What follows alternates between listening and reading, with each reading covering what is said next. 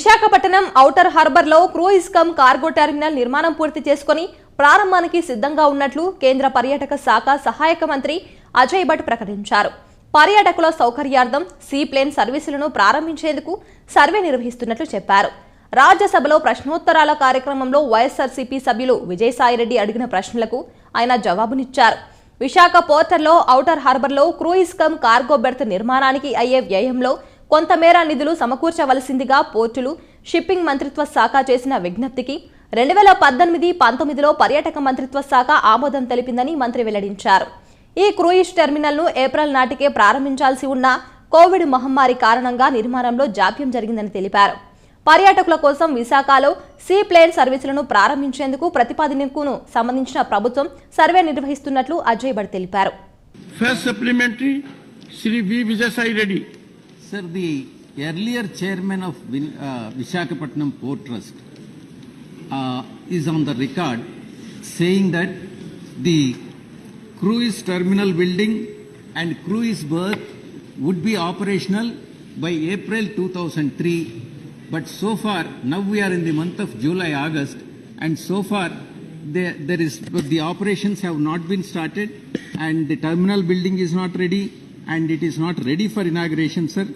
And I would like to know in the last para of the reply that has been given by the minister that it would be in inauguration after completion of all the major components. The major components are Christian sir. That's all. Sir. Major components are cruise berth construction, cruise terminal building, structural works, which are yet to be completed. Honorable Minister. What is the minister's time? Honorable Minister.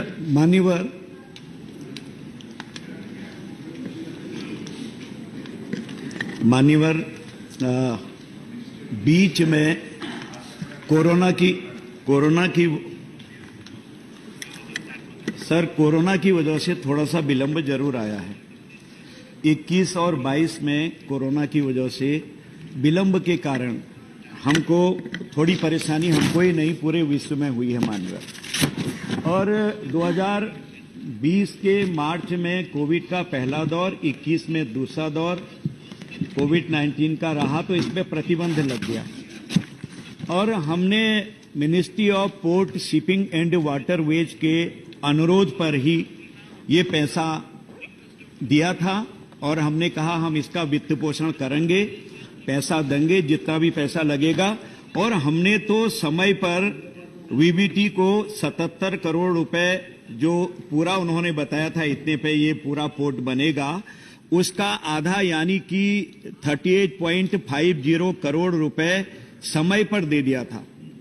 और अगर इसको देखा जाए तो ये पूरा जो अनुमोदित धनराशि है उसके अनुसार पर अगर देखा जाए तो ये प्लीज माननीय मंत्री जी ब्रीफली रिप्लाई दें. Please briefly reply.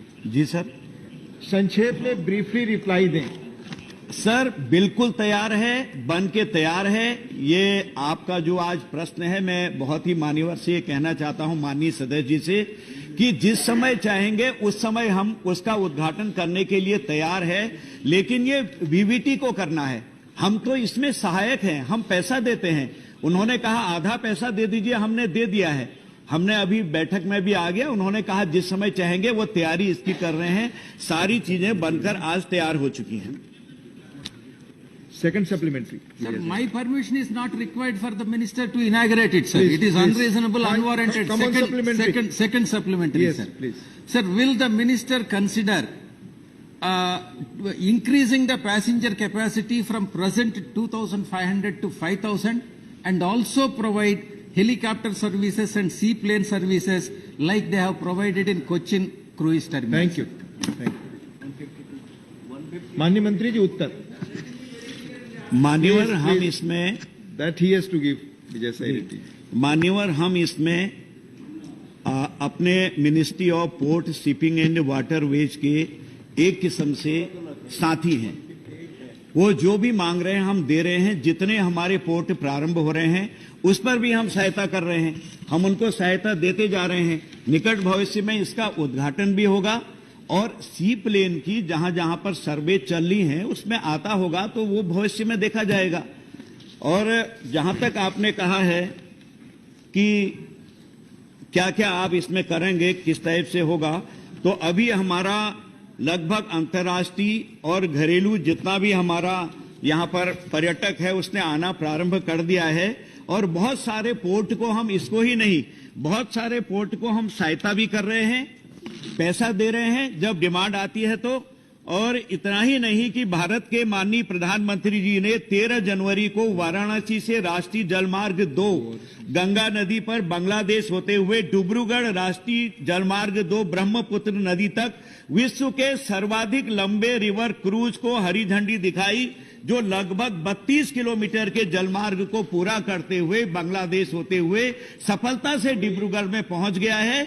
तो इस तरह से कहीं भी अगर करना होता है तो पर्यटन विभाग सहायता करने के लिए हर समय तत्पर रहता है। माननीय